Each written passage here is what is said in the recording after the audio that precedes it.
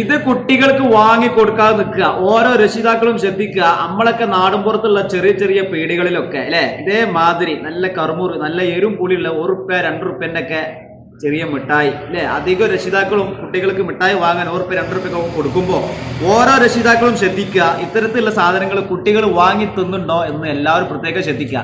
എന്താ ഇപ്പൊ ഇതിന്റെ കോലം?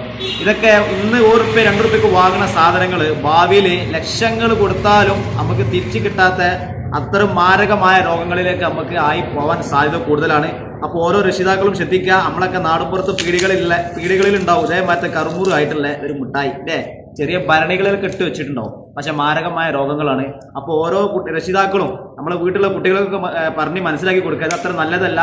ഇതൊക്കെ കത്തുന്ന കോലം നോക്കി അപ്പൊ എന്തുകൊണ്ടായിരിക്കും ഇതൊക്കെ നിർമ്മിക്കണതെന്ന് എല്ലാവരും മനസ്സിലാക്കുക. അത്ര നല്ലതല്ല. ഇതൊക്കെ നിന്ന് കത്തുകയാണ്.